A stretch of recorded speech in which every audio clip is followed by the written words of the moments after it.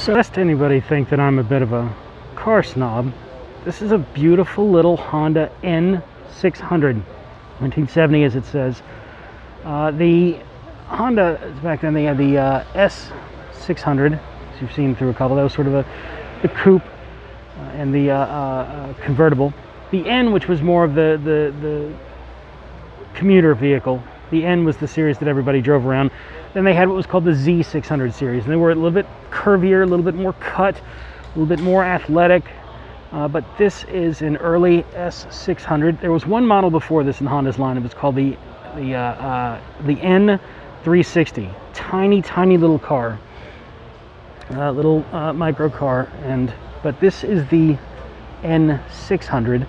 This is the car that really made it for Honda. This and the Z600. They really paved the way for that Japanese reliability. This would have been a chain-driven car. See if I can get a picture of that underneath there.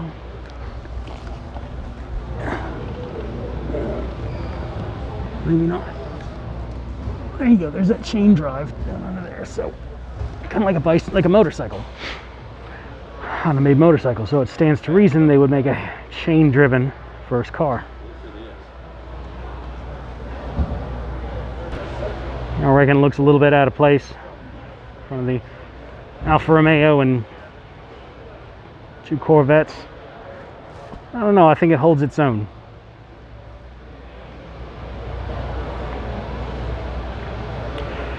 Okay, so that is a 140 coupe, fixed coupe. You see there's the 120 has no turn signal, no fog lights. So the 140, same grille as the 120, but it's got the different lighting signature. This is a Mark 6. Mark II, I'm sorry. Jaguar Mark II, beautiful Mark II. This is a really good looking car. A lot of work done to it, but you know, it's really nice for an older Mark II. I mean, this would have been their, I mean, even their mid-level, but it's, you know, you can see it's been resto modded extensively. Beecham Jaguar. See, it's got the automatic transmission and more comfortable seats. I was wondering why it looks so modern, because it's a Mark S. It's been resto modded. Isn't that original? Damn, I've never seen something like that, even online. So you see, it's got the modern interior, modern Jaguar interior, cushy seats, automatic transmission. So we got the wood panel, but the steering wheel is much more substantial than it would have been. The old one, it's got, you know, all the driving, everything. These are old panels, Mark II panels, over a new vehicle by Beecham Jaguar. An XKR V8 engine. I bet this damn thing will fly. So this is a resto mod. This is a Jaguar resto mod, and I'm just blown away by it. It's just so well done. Beecham Jaguar. All right, internets. I know where I'm searching tonight. 1920 Elkhart. Look at the turn signals. You just incredible little attention to detail in these old vehicles, really. Here's the Talbot Largo I was looking at earlier. Never got to really focus on. Talbot Largo would have been a French Grand Touring car. Really good looking too, isn't it?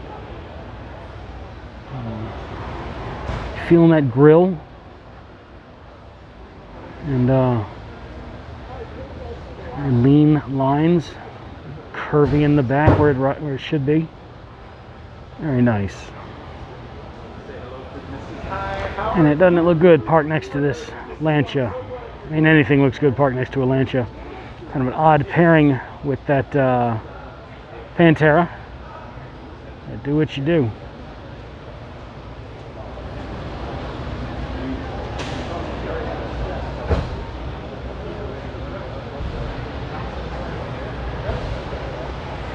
What do we got here for the stock cars? Palace Super Sport, huh? Jeff Gordon's car. I mean, I know who Jeff Gordon is. Look at that. Jeff Gordon's Impala Super Sport. So, of course, I reckon that wouldn't be complete without being parked next to, this is Dale Earnhardt Jr.'s car here. So, there you go. Earnhardt Jr.'s car. So I reckon we should probably talk about the V12 Lincoln Zephyr. I don't know. The pronunciation might be different from mine. I get my R's right most of the time. Wrong most of the time. Anyway, it's a 1939. Beautiful car. Curves. I mean, this was an American Grand Tourer. Lincoln was sort of America's Bentley. More sporty than opposed to Cadillac and being a Rolls Royce. And this is just a muscular, athletic, lean, trim car. I mean, what a beautiful interior. Look at that. Just incredible. Just phenomenal.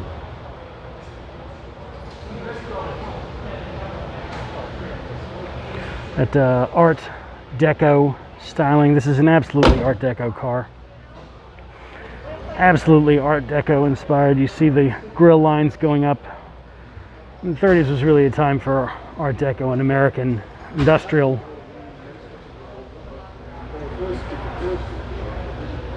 work, and this is just a prime example. Top shelf here. I think you could take those wheel covers off. So you've got the bolt there, or you can leave them covered. It's just an incredibly beautiful vehicle. I like the color too. I just had to show you this side window on the Lincoln. Just look at this curve. Look at that. Look at this. Look at the curve. Look at the spin. See how it spins on the spindle? Tell me that's not phenomenal. Look at that. Look at the little curve. Look at that to it that they did. I mean, what incredible attention to detail. I want to draw attention to some of these tables. This is an engine fuselage, a jet he's made a table out of. A series of propellers, airplane propellers that have been skimmed and bent and made into a glass top table. And here we have a series of look at the engines. Look at the bomber engine turned into a table.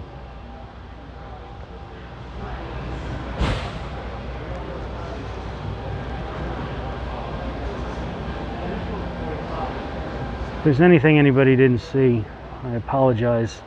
I'm completely out of my head looking around this place. I can't get over how incredible it is. I'm just on total overload right now. So this guy had another site I had to take a bus to, which is fine. Like a lot of car collectors, he's got several Hudsons. I mean, it was the car to have back in the day because of its handling and its NASCAR wins. As they say, you know, you win on Sunday, sell cars on Monday, and Hudson was winning. So with their handling design, a lot of car collectors, you see a lot of guys having multiple Hudsons, and this guy's has seen several of them so far. Little Fiat sedan. I don't know. I look at these Giuliettas. This is a 1750. Is there anything better looking than an Alfa Romeo when it's on? I mean, these two that I've seen today, the Giulia Sprint over there, and the later model, the 1750. I mean, just phenomenally beautiful cars. I'm so into it's these clean lines, but when you get on the metalwork, see if I can show you. It's so rich. Just the way the metal is just blended, it just feels so. It's that light metal with the metalwork on Italian cars. It's just, there's nothing like it. And I've had British cars, but these Italians just wow. So here's another Giannetta. Just try and describe the smell in here. My MG has got an anti. It's got an undercoating on it. It's a thick grease undercoating that a lot of European cars use, but that smell of Lucas oil, and it's just, this garage smells incredible. Little Wolsey Mini before the Cooper S. Nice Bel Air 57, can't beat that. And he's got some incredible motorcycles here. There was one in particular that I wanted to see, but take a look. There's an old Triumph, Honda. There's the Vespas. There's a beautiful Triumph, isn't it? Isn't that beautiful? Yeah. Moto Guzzi. That's nice, isn't it? Jesus. Victoria. Now, what I'm looking for is this one. Here we go. This is literally what I rode over here for. It's a Maserati. Tipo 151. 125, I'm sorry. I'm thinking the 151 race car. But what? Oh, I mean, just look at that. And even the metal work on something like this gas tank, it's just so nice. A 57 Maserati motorcycle. I mean, does anything beat that? This is Royal Enfield. They make some nice bikes, you know. Royal Enfield, I've been looking at them lately, and their new bikes are really, really cool. Like the old, very much like the old Triumphs. Hercules. I mean, this is really cool. That's a Wankel engine on that bike. I don't know much about motorcycles, I'll tell you that right now. But, you know, a Wankel engine, that'll probably go. I was talking earlier about the Honda N600. Here's an S600. The sportier coupe. Looks like it's a sport. And N is the commuter. Z is even more so, but I really like the little S600. It's got these nice little lines. It's very neat coupe.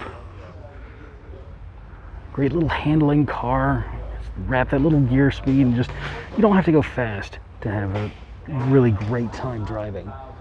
Those of you who, if you don't know how to drive a straight gear transmission, I highly recommend finding somebody who has one and learning, because there's really no driving experience like it. And you don't need, you know, I know that SCA just hit the record of 331 miles an hour, but you really don't need that. I think that you could literally have a tremendous amount of fun in this little S600. Just hitting some curvy roads, back and forth, weaving around. Where I grew up in Virginia, we were in the foothills of the Blue Ridge, and it was some great curves back there. A lot of fun roads. I'll tell you, the only problem was my sister was a faster driver than I was. I don't reckon anybody could beat her on back roads.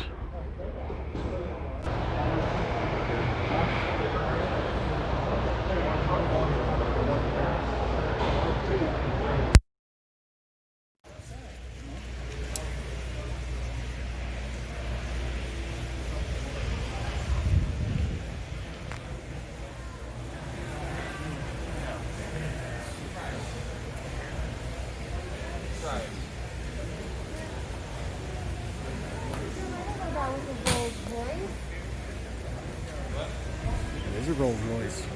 Jesus. Is this a Rolls Royce Woody? Come on now. It's a shooting brake. Somebody made a shooting brake out of a Rolls Royce. Good. Somebody has made a shooting brake Woody.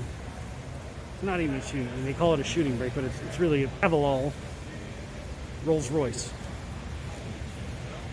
That's hilarious. Back to the show.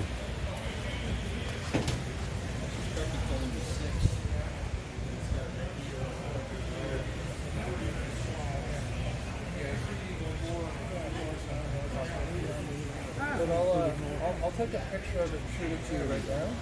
We'll take a picture.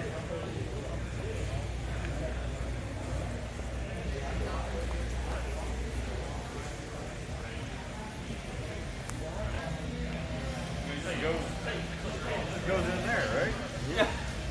That just goes in there, right? Okay.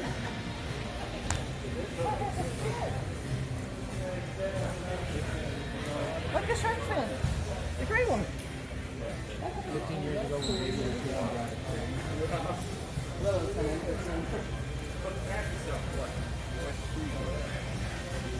I never did see that.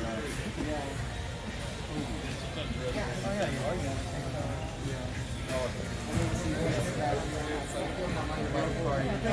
Well, yeah, I mean, likely if I was going to drive one of these at Rolls Royce,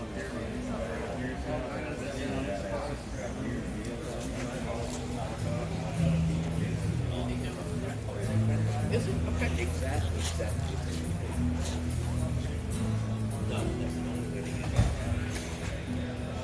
knows what she's doing.